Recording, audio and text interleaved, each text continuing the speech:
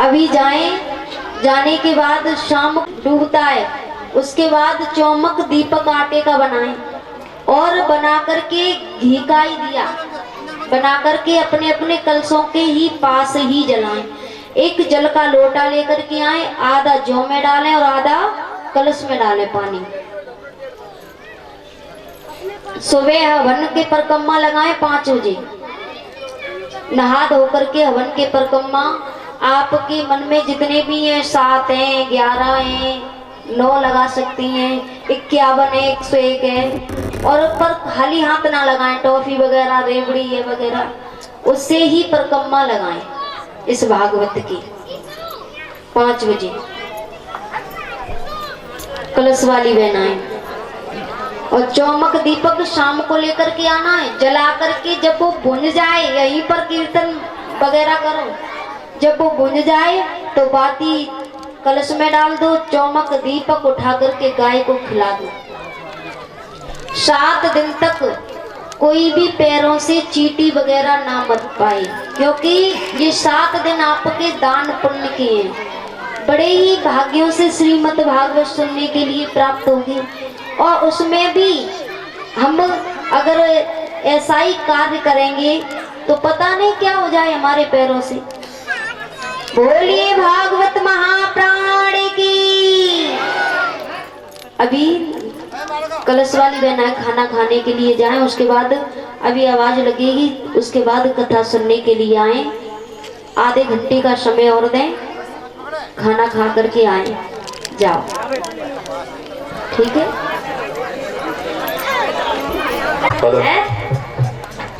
क्या बात है माता बहना, तुम शायद बोल रही हो, मैं सुनाई ना दे तो का गुणगान करने के लिए, इसीलिए नहीं दिया है कि कंडा फूट जाए तो गाली देवे के लिए। अच्छे लगे लाला रे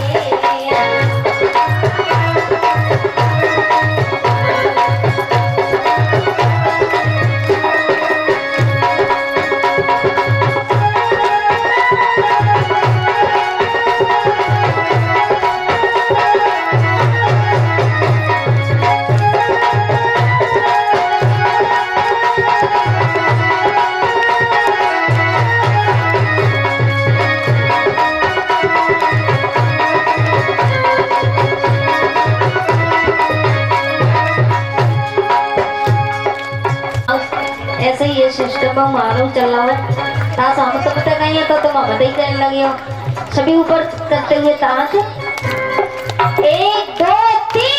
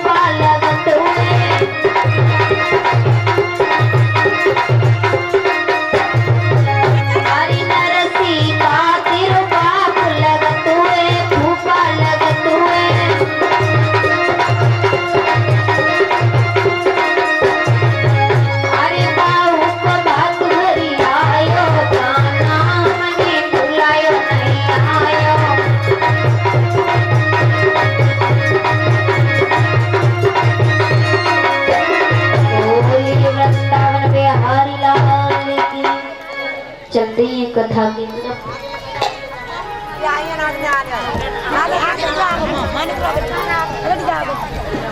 जब बैठे हुए हैं, इधर देव ऋषि नारद चले आ रहे थे। यही से कथा प्रारंभ हुई है। जब देव ऋषि नारद चले आ रहे हैं तो देव ऋषि नारद ने देखा कि एक भक्ति बैठी हुई है और दो पुत्र जंगाओं पर लेटे हुए हैं।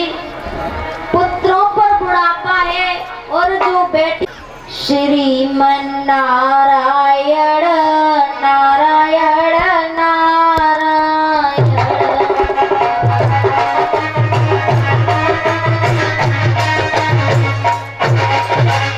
श्रीमन नारायण नारायण नारायण भजन नारायण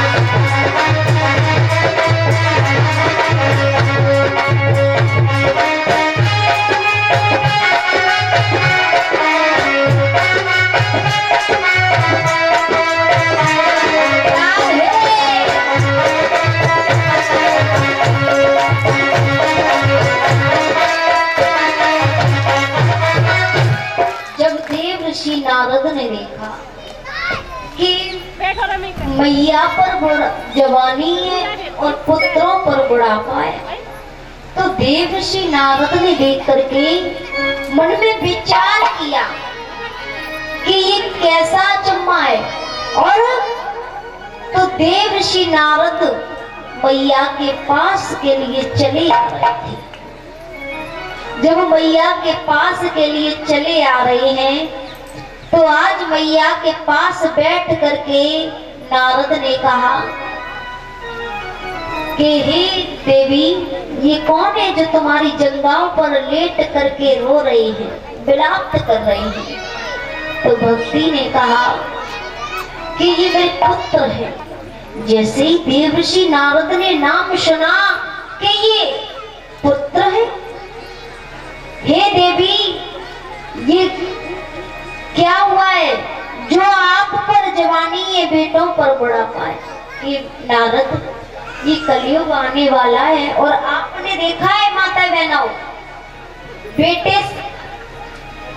बेटे पर पहले बुढ़ापा आ जाता है पिता से पहले, क्योंकि अब ऐसे काफी वो चलने लगे हैं नशे, जो बेटे पर बुढ़ापा आ जाता है।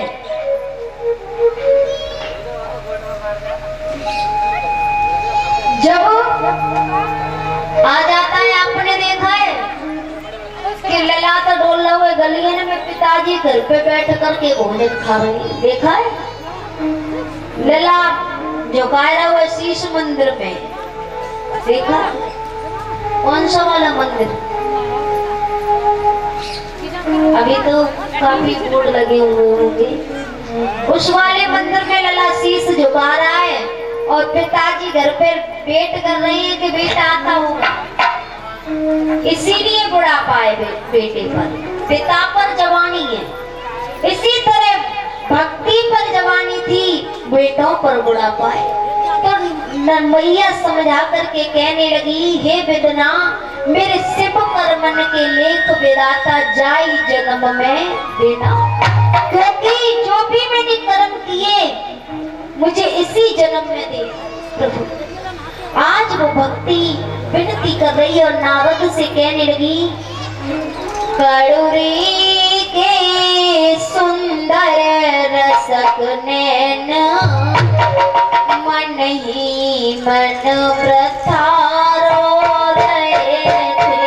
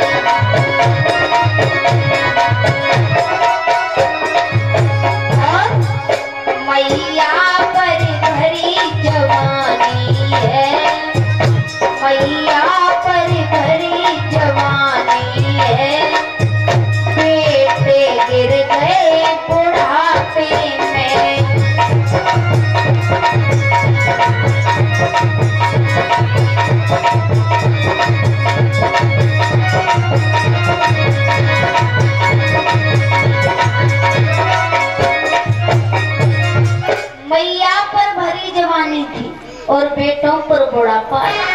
तो नारद ने कहा, हे देवी भक्ति, ये उपाय आप श्रीमद् भागवत सुनो, जिससे ये रोग दूर हो जाए।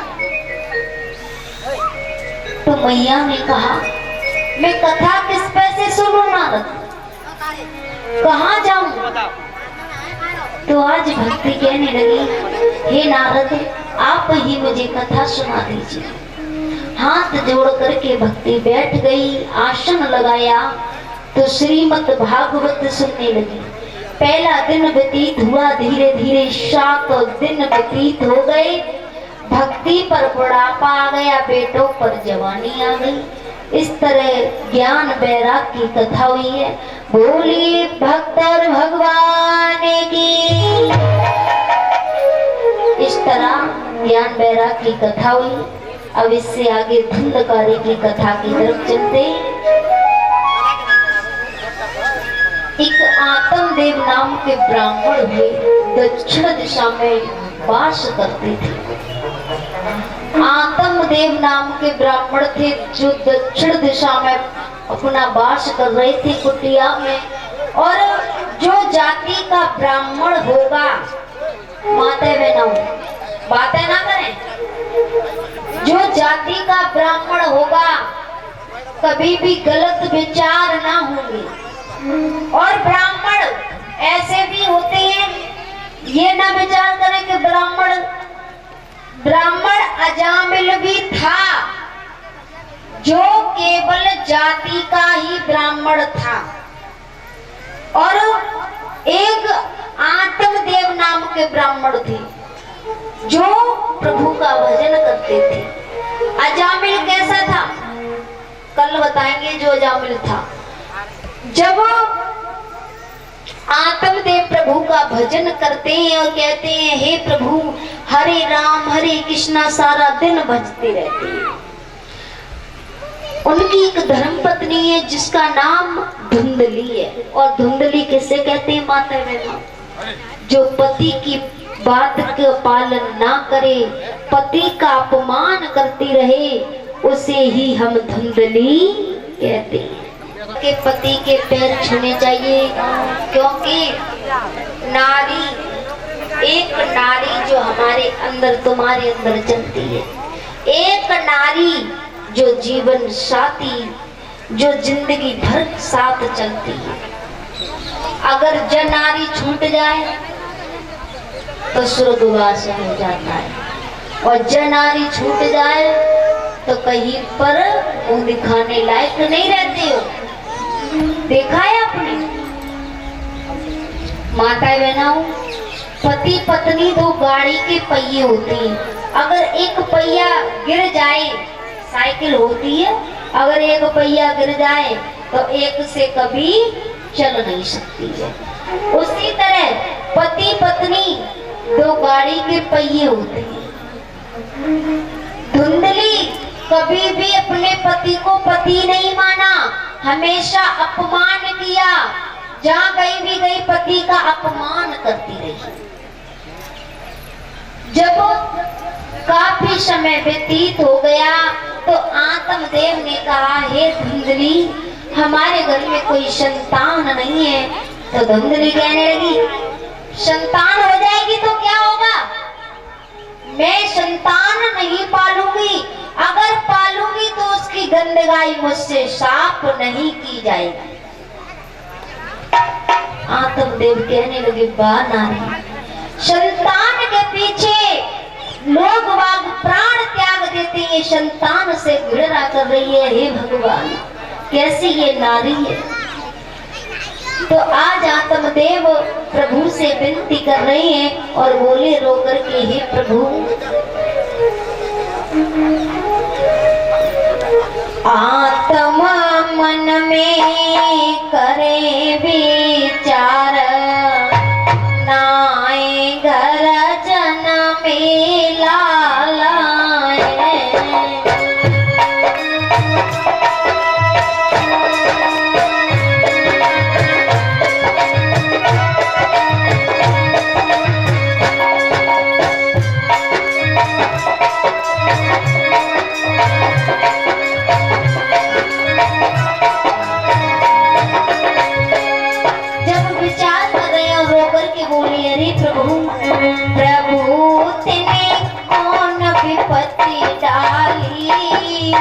मेरे भयो नाए कहुलाल,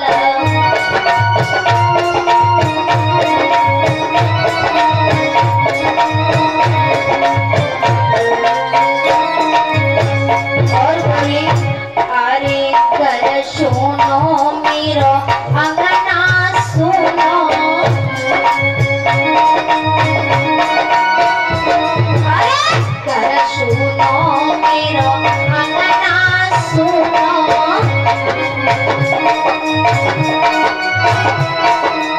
बेटा बेटा के दुख में धूनो,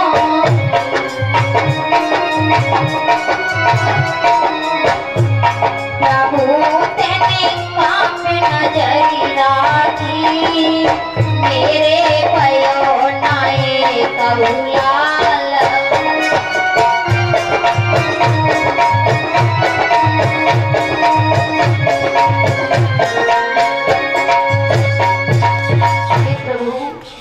मेरी एक भी संतान नहीं हुई।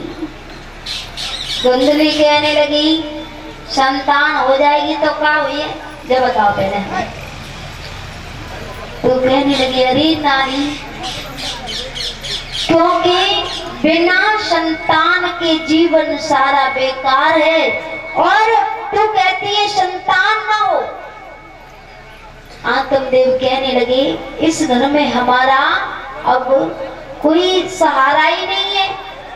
तो उसी समय आत्मदेव मरने के लिए चले, धीरे धीरे चले जा रहे हैं, प्रभु का भजन करते हुए चले जा रहे थे। धीरे धीरे जब धीरे धीरे चले जा रहे हैं, धीरे धीरे आगे बढ़ते हुए काफी आगे बढ़ गए, एक बियावान जंगल में पहुंचे। सूखा पड़ा है कुआं, उसी कुएं के पास में खड़े होकर के अपने प्राण त्यागने चाह रहे हैं। जब प्राण त्यागना चाह रहे हैं तो उसी समय आवाज आने लगी। जब आवाज आने लगी है, हे आत्मदेव, क्यों प्राण त्याग रही है? कहने लगे, मैं प्राण इसीलिए त्याग रहा हूं क्योंकि मेरे घर में कोई संतान नहीं है। आप प्राण मत त्यागो, आपकी अवश्य संतान होगी। कि महाराज संतान कैसे हो जाएगी? तो उसी समय एक हाथ में फल लिया और वो फल लेकर के आत्मदेव को दे दिया और कहा, जाकर के अपनी धर्म पत्नी को खवा देना। आत्मदेव ने फल ले लिया, विचार कर रहे हैं कि खाया या ना खाया, फेंक दिया क्या पता, पर फल लेकर के चल दिए। जब फल लेकर के आए हैं, पास में धुंधली बैठी है और कहा इस धुंधली फल को खा लो, आपकी संतान हो जाएगी। धुंधली ने कहा पिया का जब बताओ तो पागल भागल है, फल खाने से संतान हो जाती तो कोई निर्वंशी ना रहता, सभी की संतान घर में चार चार डोल रही होती है। फल खाने से संतान हो जाती तो आज आत्मदेव आंखों में आंसू लेकर के कहने लगे बारी भद्रे, और रो करके बोले कि अरे रानी सुन मेरी बात, और रो करके बोले आरी चैला भरे हुए रनिया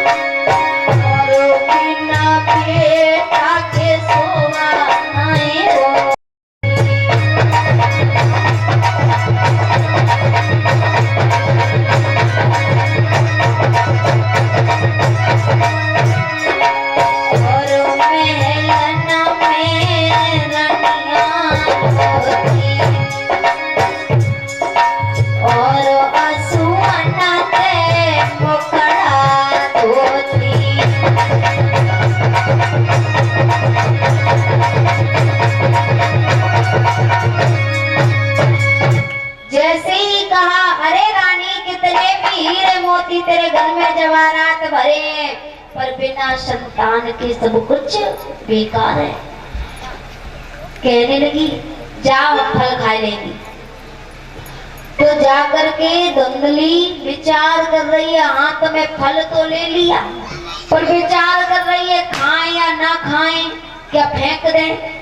एक पड़ोसन रहती थी पास में ही, उससे जाकर के कहा बहन मेरे घर पति फल लेकर के आए हैं और बोल रही है इस फल को खा ले तेरे संतान हो जाएगी। पड़ोसन ने कहा तो पागल हो ना, फल फेंक दो। आत्मदेव ने मना किया था कि किसी को बताना ना, पर धुंधली ऐसी नहीं थी जो बताए नहीं, और ये नारियों को श्राप लगा हुआ है माता बहनों। जब श्राप दिया था, और ये सच बात है, अगर पानी पी के आई होगी ना भैया तो जाए के नल पे पहुंच जाए तो कहा गए पानी पी आए है?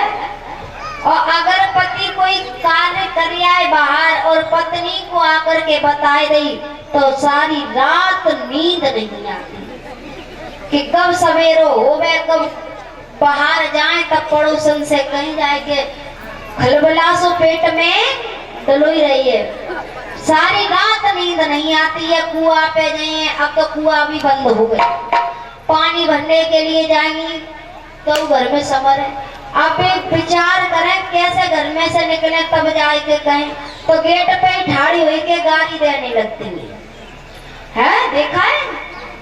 तो माता बहनों जाकर के उन्होंने तो मना किया, बिन्ने कहीं सुन नहीं हो बहना कि हमारे पति ऐसा काम करके आए हैं घर में, बिन काऊ से कही मत कर, तो पागल है बहना, हमने तुम्हारी कबू काऊ से कही है जो जब बात कह दी है।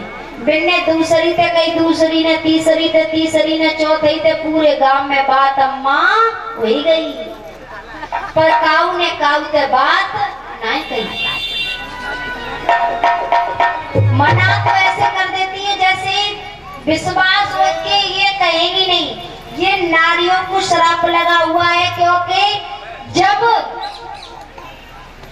अर्जुन कड़र को मार करके आए तो मैया कुंती आंगन में बैठ करके रो रही, तो कहने लगे पांचों पांडवों ने कहा मैया क्यों रो रही हो? कहने लगी जो जिसे तुम मार करके आई हो वो मेरा छठवां पुत्र कुंवारेपन का था, अर्जुन ने कहा, हे भैया, अगर आप ये हमें पहले बता देती तो भैया मारा नहीं जाता। त्रेता सतयुग में माता बहनों के पेट में बात ठहर जाती थी, पर कलयुग में किसी के बात न ठहरे, ये श्राप लगा हुआ है माता बहनों को।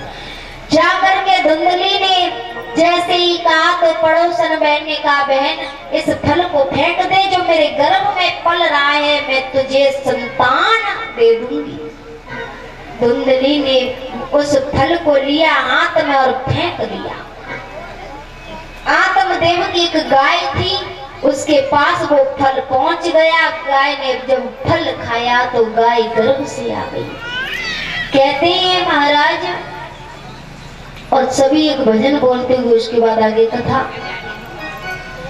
अरे नरा काय पे करत गुमान, कोई नाई अमर भाव जा दुनिया में।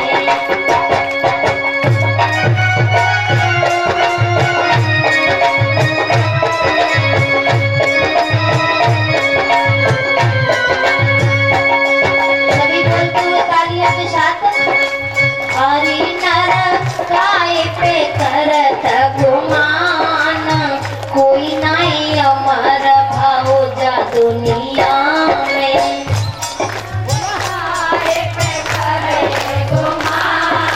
पीछे वाले भैया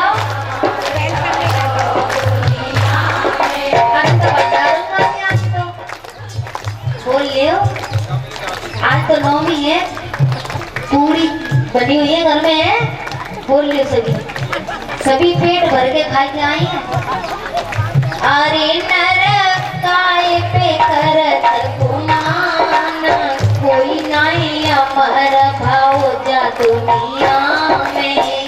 अरे काय पे करत गुमान, कोई नहीं अमर भाव दुनिया में। भय भीषम से ब्रह्मचारी, जिनने बचपन त्यागी नारी। भय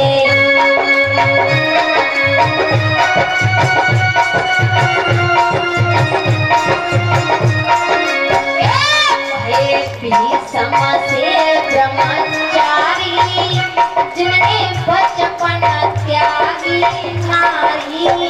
भय भीषम से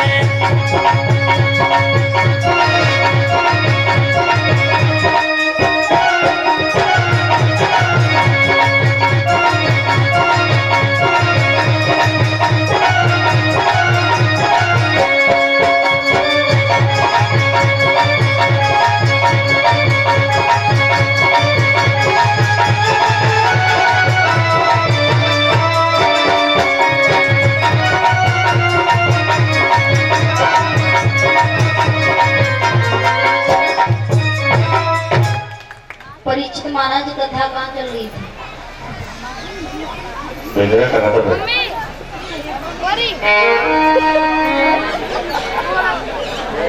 धुंधली के यहाँ हमें भी मालूम है धुंधली की चल रही है, पर कथा का प्रसंग कहाँ चल रहा था?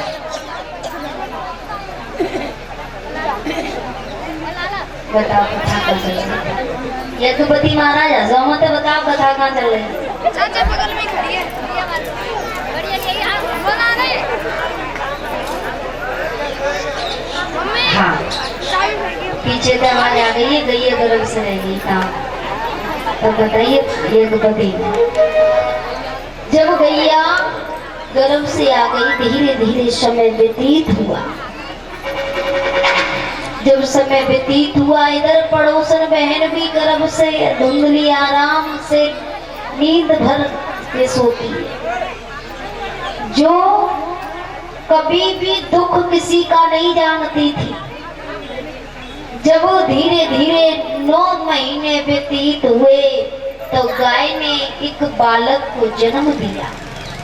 सारा शरीर मानुष का है, केवल कान थे वो गाय के थे, इसीलिए उनका नाम गोकर्ण रखा। बोलिए गोकर्ण महाराज की। इधर पड़ोसन बहन ने बालक को जन्म दिया।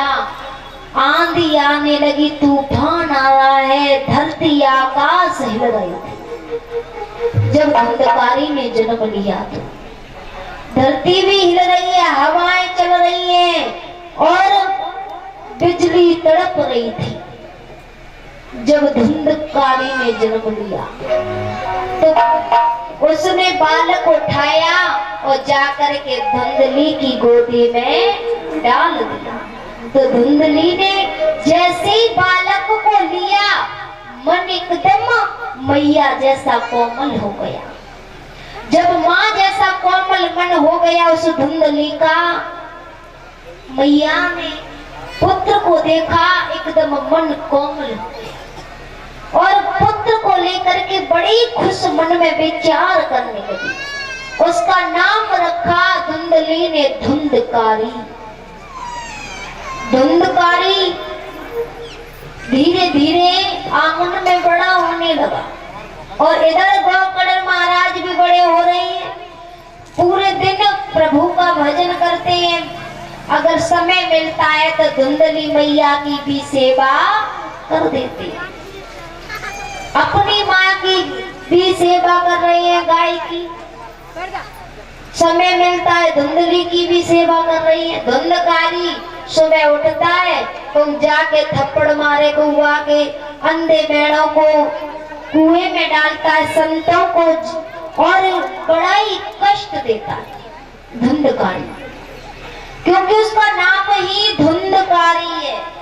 धुंधकारी हमेशा किसी के बारे में अच्छा नहीं सोचना, हमेशा गलत सोचना, लोगों को सताना, उसी को धुंधकारी कहते हैं।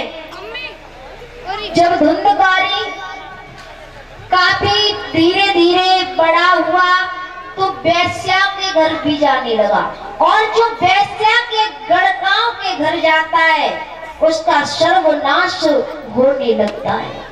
देखा है, जब वो धुंधकारी पी करके शराब और मदरा खा करके अपनी मैया के पास आता है और अपनी मैया धुंधली से कहता है, हे बेहा, मेरे पिताजी का माल कहाँ रखा है। गाली दे करके वो धुंधकारी मैया के कदम ठेस पहुंची, कहने लगी, बेटा तू आज मुझसे ये कैसे बोल रहा है। पर मैया ने ये नहीं सोचा कि मैंने अपने पति से कैसे बोला, क्योंकि कहा है जैसा हम करेंगे वैसा ही हमें प्राप्त होता है। गेहूं से क्या होता है, गेहूं। अगर हम पेड़ बमूल के लगा दें और कहें कि जब आम आया, आ जाएंगे? कभी नहीं आएंगे, क्योंकि गेहूं से क्या पैदा होता है, गेहूं। अगर हम बमूल के पेड़ लगाएंगे तो कांटे चुभेंगे, और अगर आम के लगाए तो एक सीजन 12 महीना में तो आ ही जाइए खाने के लिए। तो इसी तरह जैसा हम करते हैं वैसा ही हमें प्राप्त होता है। मैया कहने लगी, मैंने अपने पति के साथ कुछ अच्छा नहीं किया, इसीलिए ही मेरे साथ ऐसा मेरा पुत्र कर रहा है। और ये सच। तो मैया विचार करती है, बेटा बहू घूमने के लिए जाती है, मैया बैठती रहती है कि मेरा बेटा एक न एक दिन अवश्य लेकर के जाएगा। पर उस बेटे के मन में दया नहीं थी। एक दिन शादी का कार्ड आया, बहू बेटे तैयार हुए, मैया बेचार कर रही है कि मेरा बेटा अब कह दे मुझसे, अब कह दे। पर उस बेटे ने नहीं कहा। जैसे ही बाहर लेकर के आई तो मैया गाड़ी के पास खड़ी हो गई कि बेटा बेटा अब कह दे, शायद भूल गया हो मुझसे। मैया खड़ी है। बहू ने कहा, जो बेटे की बहू थी, कि मैया दाल चावल बना करके खा लेना। बहू, मैंने कबू गैस चूल्हा ना चलाए, मेरे बाबा डोकरा लकड़ियां बीन लिया तो रोटी कर लेती चूल्हे पे, अब मुंह पे गैस चलाए हुए तो ना आवे। तो मैया सुबह का भोजन रखा होगा, वो खा लेना बारिश में। मैया ने कहा, ठीक है मैया, बहू मैं खा लूंगी। जैसे ही, नहीं मैया वो भी मत खाना। जैसे 9 देवी चल रही हैं और पास में ही मंदिर है, उसमें भंडारा हो रहा है, उसमें जा करके तुम मैया भोजन खा लेना। आज उस बेटे और बहू और वो नाती मैया का गाड़ी में बैठ करके चला गया। पर उस नाती के मन में दया थी कि मेरी दादी घर पे रह गई है, पर बहू बेटे के मन में दया नहीं थी। जब शादी में पहुंचे सभी ने भोजन खाया, पर नाती ने भोजन नहीं खाया। लौट करके आ रहे तो आज उस बेटे ने कहा अपने पिताजी से, पिताजी मैं एक दिन इतना बड़ा आदमी बनूंगा, तुम्हारा इतना बड़ा नाम करूंगा, जो इतना बड़ा घर बनवाऊंगा उसमें एक मंदिर भी बनवाऊंगा। पिताजी बड़े खुश कि मेरा बेटा मंदिर बनवाएगा। क्यों बेटे, मंदिर क्यों बनवाओगे? जब मैं और मेरे बहू जब कहीं पर शादी में जाया करेंगे तो आप दोनों को बाहर भंडारा खाने की जरूरत नहीं पड़ेगी, घर में ही भंडारे चली करेंगे, हैं? इसीलिए मैं इतना बड़ा घर बनवाऊंगा। एकदम उस मैया के ठेस लगी है, कहने लगी मैं अपनी बहू अपनी सास को छोड़ करके आई हूँ, इसीलिए मेरा बेटा कह रहा है। गाड़ी रुकवाई, मैया के लिए अच्छा भोजन लिया बाजार से और जाकर के पैरों को पकड़ लिया, मैया मुझसे भारी भूल हुई है, मुझे क्षमा करो। तो माता बहनाओं, अगर सास ससुर की सेवा नहीं कर सकती तो पति की सेवा अवश्य करो माता बहनाओं, क्योंकि पति परमात्मा होता है माना तो। बोलिए वृंदावन बिहारी लाल की, सतगुरुदेव भगवान की जय। जय श्री राधे श्याम। इधर धुंधली से वो धुंधकारी कहने लगा मेरे पिताजी का माल कहाँ है? कौड़ों की मार लगाने लगा।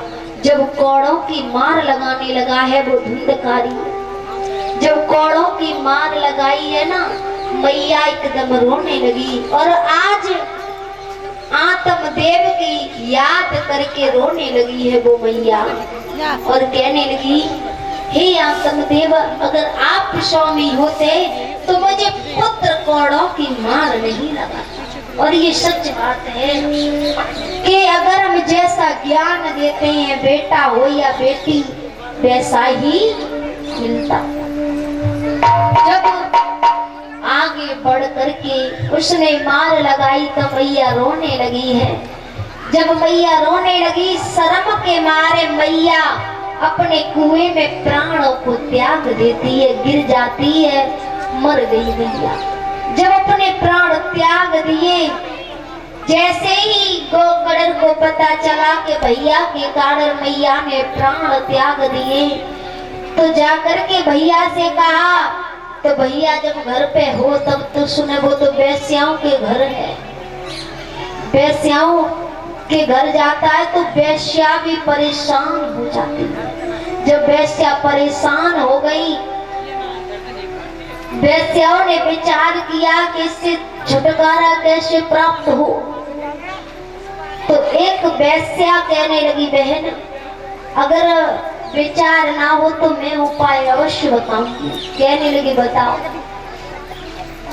कि धुंधकारी पी करके आता है, इसे और शराब पिलाई जाए, शराब पर शराब, शराब पर शराब, इसकी मृत्यु की जाए।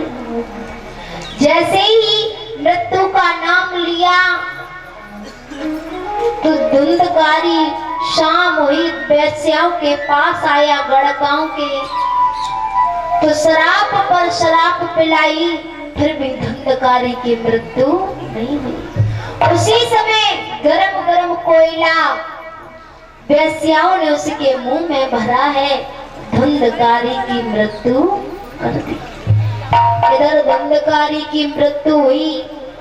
गोकर्ण महाराज तपस्या कर रहे थे, कभी कुत्ते के रूप में आता है तो कभी भैंसे के रूप में आता है, परेशान करने लगा। तो गोकर्ण महाराज ने गायत्री मंत्र बोला, ओम भूर्भुवः स्वः तत्सवितुर्वरेण्यं भर्गो देवस्य धीमहि धियो यो न प्रचोदयात्। जैसे ही गायत्री मंत्र बोला तो धुंधकारी अपने रूप में आ गया और कहने लगा भैया हमारे प्राण बचा लो, क्योंकि वेश्याओं ने मुझे मार डाला है। कहने लगे भैया जैसा कर्म करोगे वैसा ही आपको फल मिलेगा। आपने इस तरह कर्म नहीं किए जो आपको बचाया जाए, फिर भी अगर आप विनती कर रहे हो तो मैं आपके लिए उपाय अवश्य ढूंढूंगा। तो जाकर के गोकर्ण महाराज ने गांव में आदेश किया है कि श्रीमद् भागवत का आयोजन हो रहा है, सभी सुनने के लिए आओ। तो सारे गांव के लोग आ जाते हैं। धुंधकारी विचार करने लगा मैं कहाँ बैठूं, तो 7 गांठ का बांस था, धुंधकारी उसी में बैठ गया और कथा को सुनने लगा। सभी बोलते हुए गोकर्ण बैठे रहियो आसन पे, जब तक की कथा राम की होए।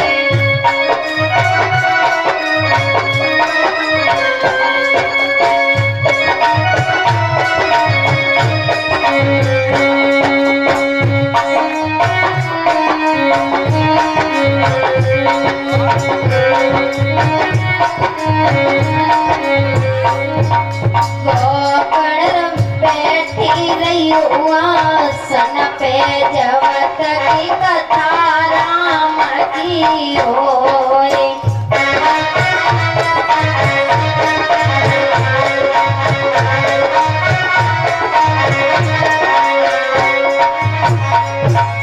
सोने की थाल में भोजन परोसे,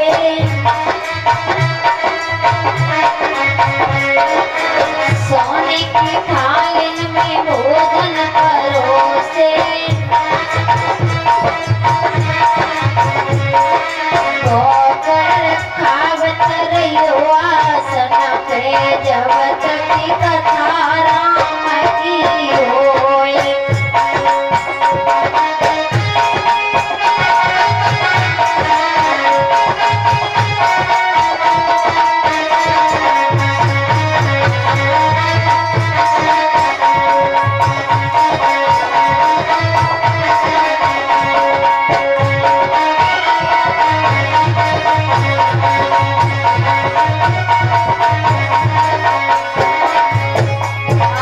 सोने की गड़ुआ गंगा जल पाने,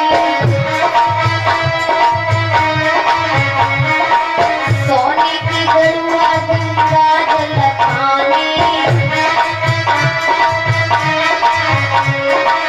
ठोकर पीवत रहियो आसन पे, जब तक कथा राम की होए।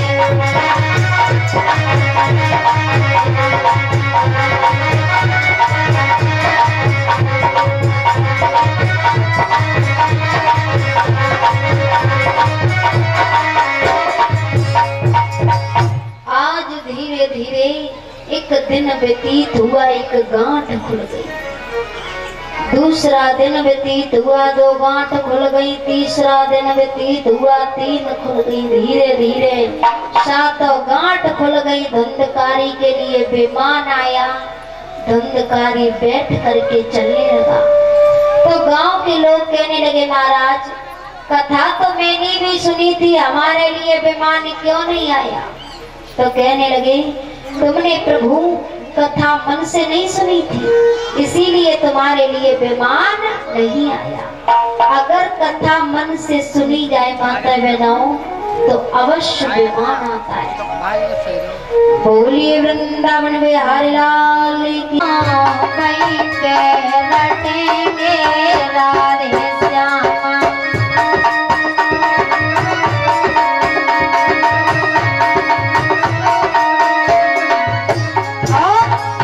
हरे वृंदावन में मोर बहुत में, वृंदावन में मोर बहुत में, मोर बोलत बागन में, वहीं पे रटेंगे राधे श्यामा। हेलो,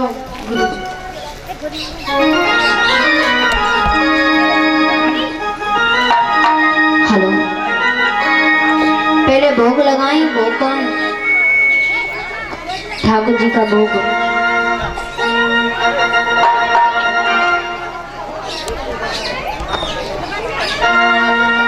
भोग लगा दी ठाकुर जी का। मेरे मन बसिया, मेरे तन बसिया,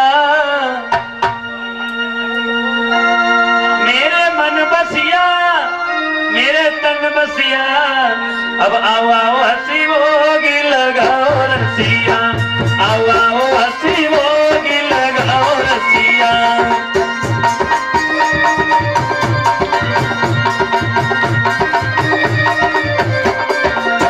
मेरे मन बसिया, मेरे तन बसिया, आओ हंसी भोगी लगाओ रसिया, आओ आओ हंसी भोगी लगाओ रसिया।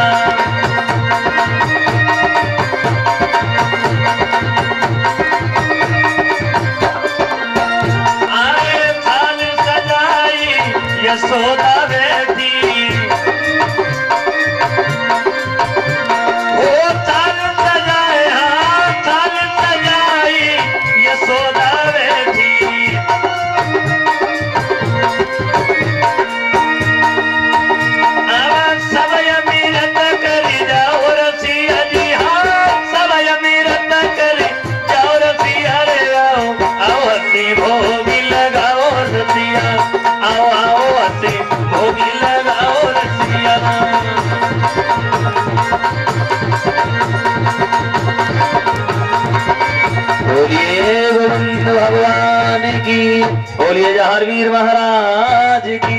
सर ढकले, चप्पल जूता उतार दें आरती करने के लिए।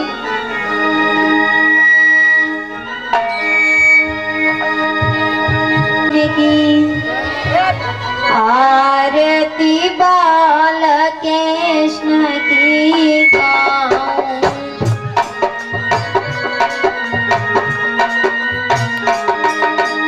आरती बाल कृष्ण की गाऊं,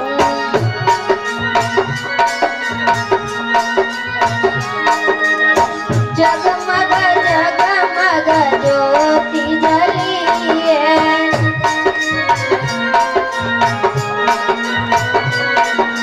कृष्ण आरती होने लगी है।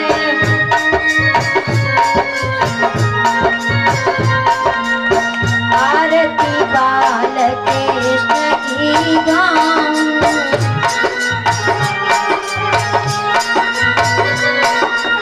मोर मुकुट प्रभु शीस पे सोवे,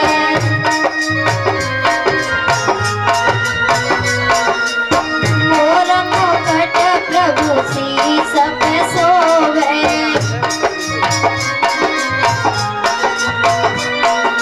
प्यारी बंसियवा मेरा मन मोवे, आरती बाल कृष्ण की गाऊं,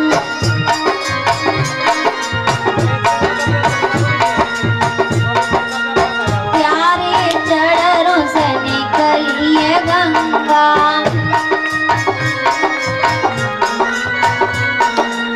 जिसने सारी दुनिया तारी,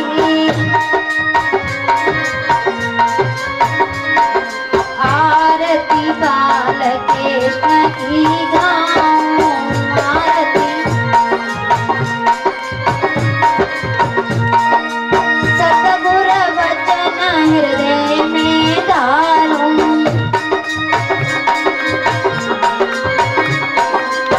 आरती सदा से तय उतारूं, आरती बाल कृष्ण की गाऊं, श्री कृष्ण गोविंद हरे मुरारी, हे नाथ नारायण वासुदेवा, श्री कृष्ण गोविंद,